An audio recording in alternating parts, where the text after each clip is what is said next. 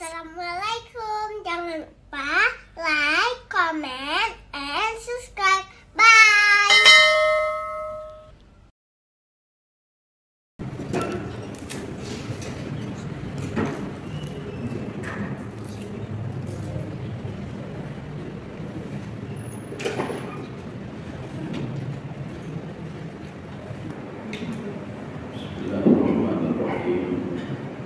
Assalamualaikum warahmatullahi wabarakatuh.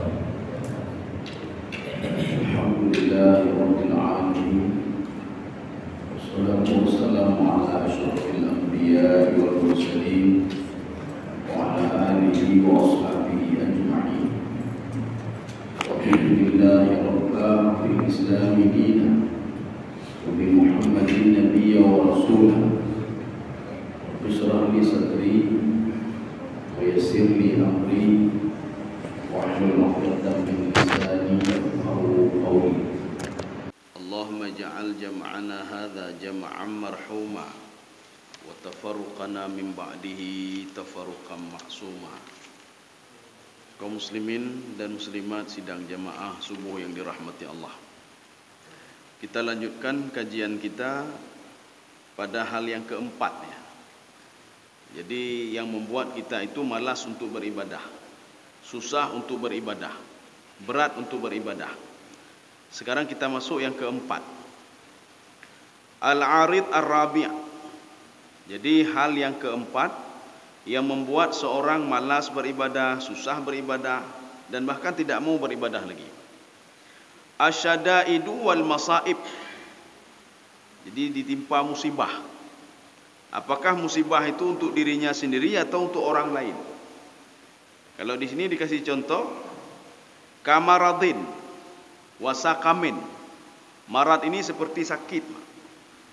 Seorang sebelum sakit ibadahnya luar biasa.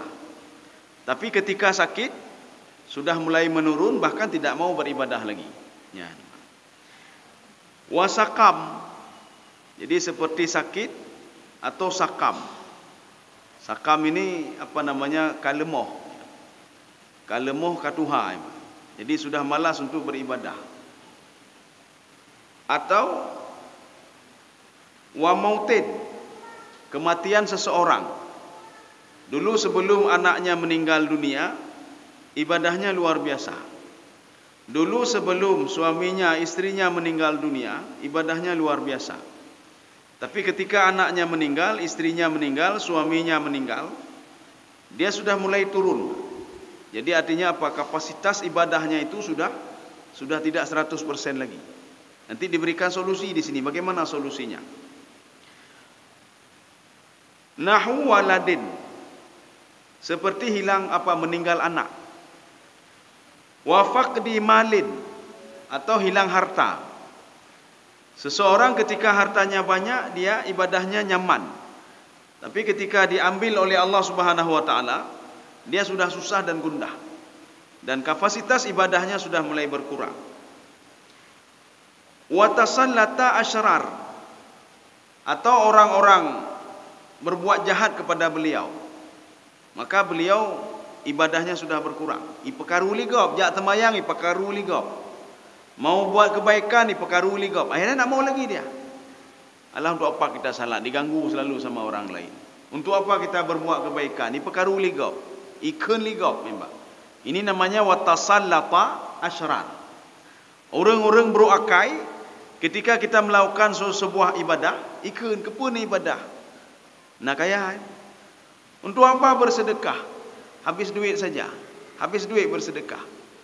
Akhirnya apa? Kita termotivasi untuk tidak bersedekah lagi. Kita termotivasi dengan orang jahat tadi untuk tidak beribadah lagi.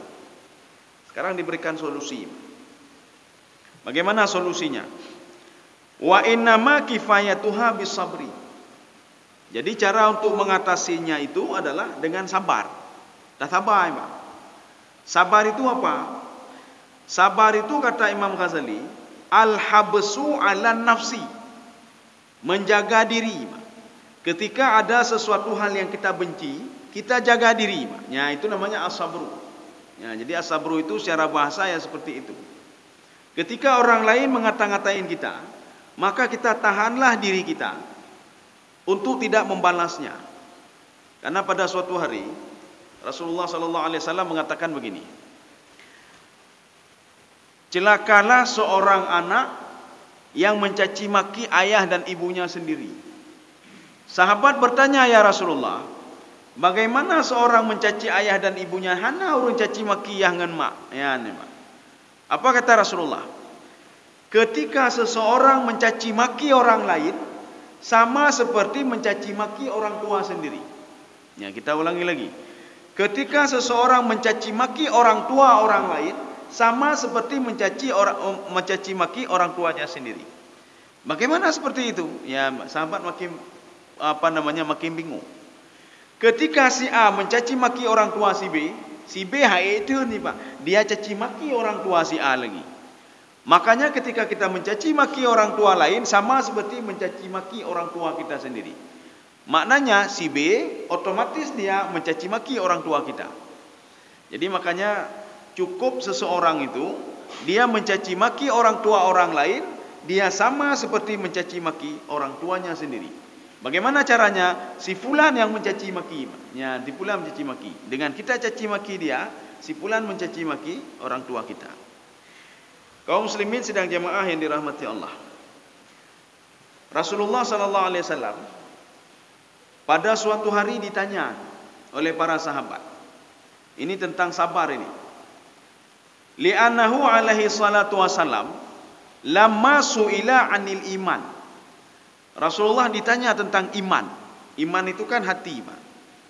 Makanya kalau kita ingin dekat dengan Allah, itu tidak bisa dengan otak, tidak bisa. Tidak bisa dengan fisik, tidak bisa. Itu dengan hati, Pak. Ya, dengan hati. Maka Rasulullah SAW ditanya tentang iman. Rasulullah menjawab, iman itu apa? As-sabru. Iman itu sabar. Maka maknanya apa? Kalau orang tidak sabar berarti imannya bermasalah. Ya. Kalau orang itu sabar, berarti imannya itu betul-betul kepada Allah Subhanahu wa taala. Imannya betul. Kalau tadi imannya kurang betul, ana betul. Ya. Wa qad dzakara sabru fil kitab Al-Aziz nis wa sab'ina marrah. Itu ada 75 kali disebutkan sabar dalam Al-Qur'an. Kalau kita merujuk ke dalam kitab Usulut Tafsir wa Qawaiduhu, di situ disebutkan pengulangan-pengulangan dalam Al-Qur'an. Itu menandakan kalau dia itu taukid. Satu, ya nembak. Pengulangan-pengulangan dalam Al-Qur'an litasyawuq. Tasyawuq itu apa? Allah itu sayang sekali kepada hambanya, maka diulang-ulang. Supaya hambanya itu ridha dan menikmati. Sudah, dua. Yang ketiga, sesuatu hal yang diulang-ulang berarti hal itu penting. Yang penting, Pak. Dipek lah dia, dilarang merokok. Kok jadi dipek, Pak? Ya, Pak. Jadi begitu juga, dilarang buang sampah. Orang hanai depu bahkan hanai depu, Pak. Dia punya akalnya. Tapi kadang-kadang apa? Akal hanai mae akal le Pak iti ju di rumah gua iti, Pak. Maka ditulis dilarang buang sampah. Pengulangan kalimat itu dimaksudkan untuk apa? Hal itu sangat penting sekali. Ya, sangat penting sekali. Makanya sabar itu di dalam Al-Quran sampai 75 kali. Kenapa? Karena begitu pentingnya sabar itu. Sabar cukup penting. Akan kita lihat nanti kenapa kita mesti harus bersabar. Ibnu Abbas, apa kata beliau dalam tafsirnya? As-sabru fil Quran ala thalathi maqamat. Sabar itu ada 3 derajat. Ada 3 level. Yang pertama, sabrun ala ada'il faraid. Sabar untuk melakukan kewajiban. Kita kewajiban salat itu membutuhkan kesabaran. Kewajiban zakat membutuhkan kesabaran. Kita sedang butuhnya kepada duit, tapi sudah suruh bayar zakat. Umpamanya kayu bayu zakat, gimana cara lepeng cukup perlai ya, Pak? Maka membutuhkan kesabaran. Kita diwajibkan salat 5 waktu, itu membutuhkan kesabaran untuk datang ke masjid.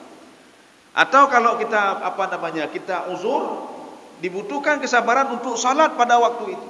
Ya, nih, Pak. Ini yang pertama. Sabar ini kata Imam Ghazali, Kata Ibnu Abbas, walahu thalathu mi'atin darajah. Dia dapat 300 derajat. Levelnya 300. Ya, nampak. Wasabrun ala maharimillah. Yang kedua, sabar terhadap apa yang dilarang oleh Allah, yang haram-haram. Baik baju haram.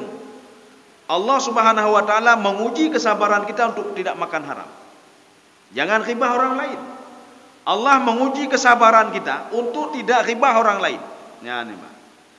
Walahu sittu mi'ah darajah. Ini lebih tinggi lagi, 600 derajat. Seorang kalau sanggup dia menahan, sabar untuk tidak berbuat yang haram, maka dia sudah naik levelnya, ya. 600 derajat. Kalau tadi 300, ini 600 derajat. Kalau dia sanggup sabar terhadap hal-hal yang diharamkan oleh Allah. Ini dalam perspektif Ibnu Abbas dalam tafsir beliau. Wasabrun alal musibah. Bersabar ketika ditimpa musibah. Indas sudmatil ula. Jadi sabar itu bukan setelah ditimpa musibah berakhir pun kakilah hana cara lain lun sabarju. Ya namanya kan sabar nanti mak. Ya sudahlah, sudah terbakar sudah ya dah saya sabar. Bukan itu sabar. Sabar itu indas sudmatil ula. Ketika pertama sekali ditimpa musibah, disitulah letak sabar, Pak. Menyoba akhir kan tak balik nanti. Yang kan tak balik. Itu sudah Allah kakulah. Tak pubut lagi pergi hanjit, berbuih kakulah tu sabar. Itu bukan sabar namanya. Ada seorang wanita ketika didatangi Rasulullah sallallahu alaihi wasallam. Dia tidak tahu kalau itu Rasulullah. Wanita ini baru meninggal anaknya.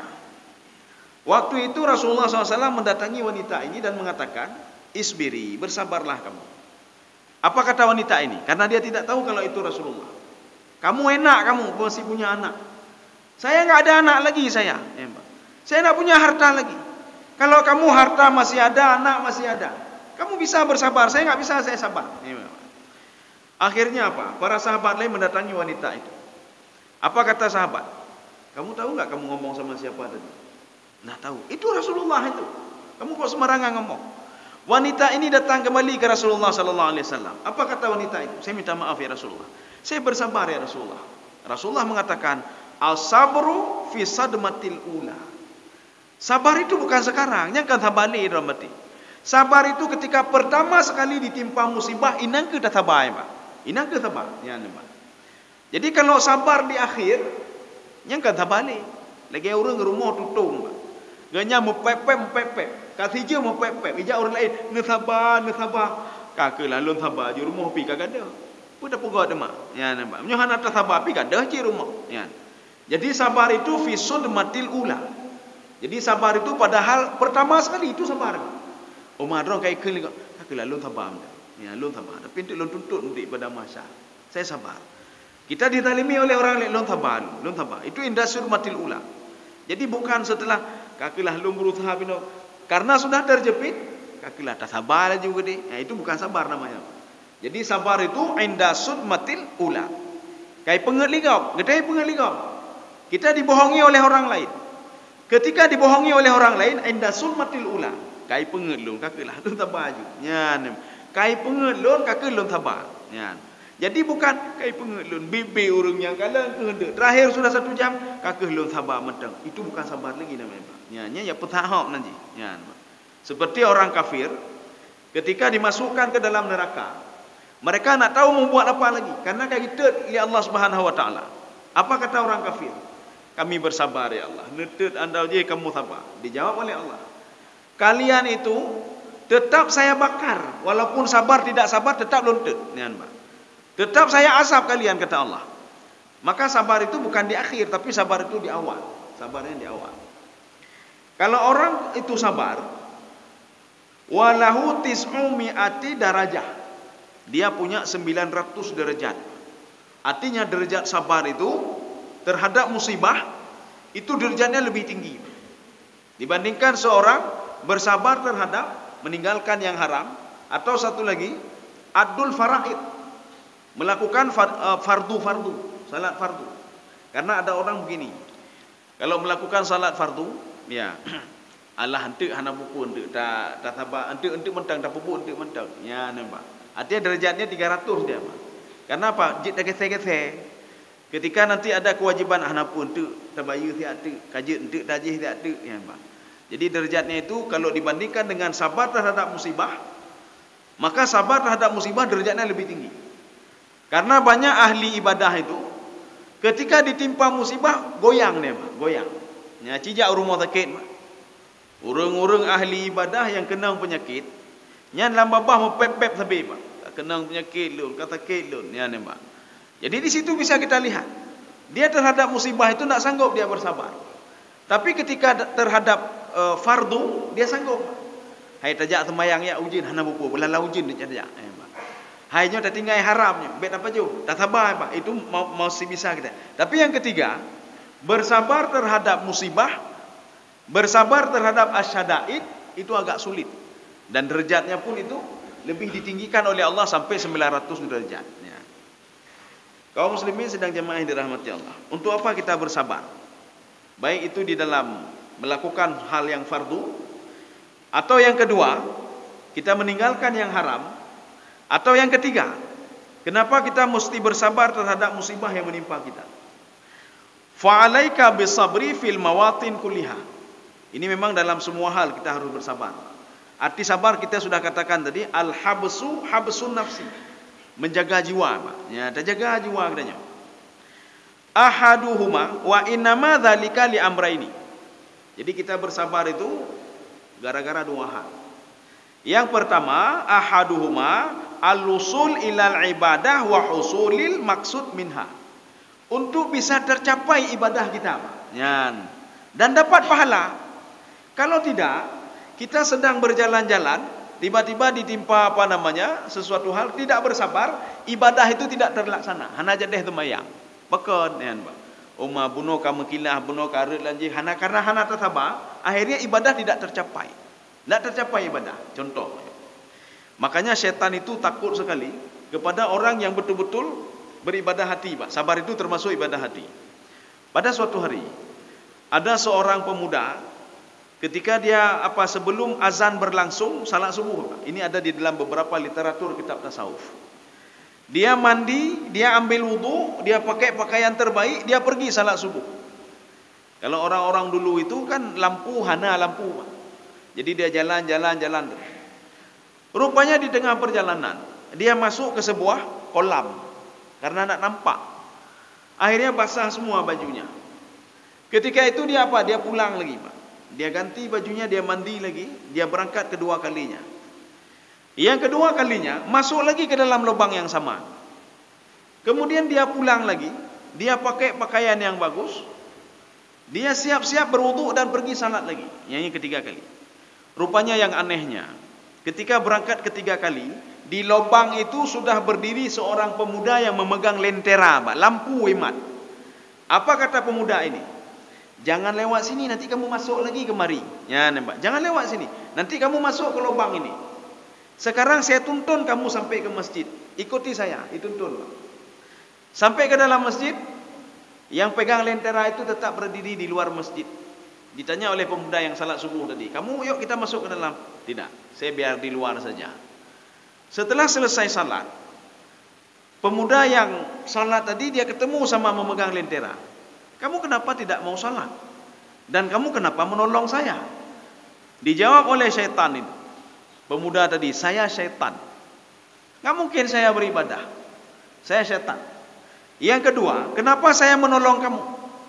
Kamu ketika berangkat pertama sekali dari rumahmu menuju ke masjid, yang membuat kamu masuk ke dalam lubang itu saya. Saya tolak kamu ke dalam lubang.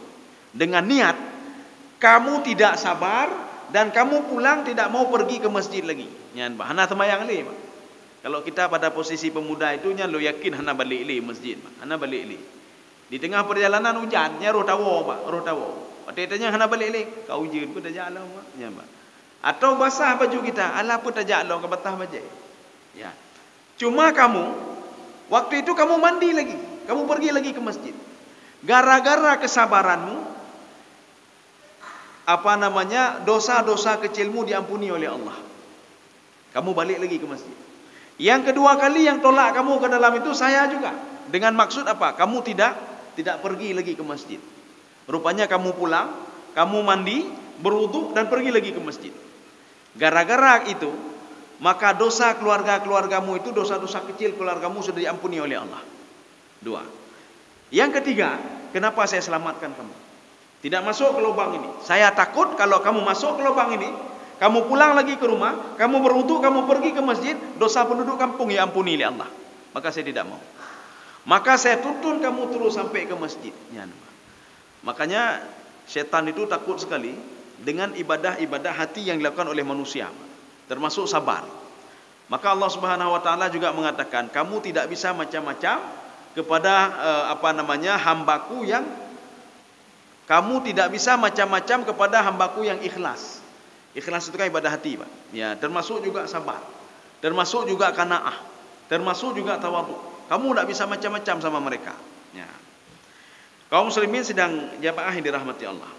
Makanya dengan sabar itu al-usulu ila al-ibadah wa husulul maksud minha. Jadi semua ibadah itu tercapai kalau kita sabar. Kalau enggak sabar hanatro. Puasa Ramadan 30 hari atau 31 atau 29 atau 28 digenapkan 1 bulan. Terima kasih.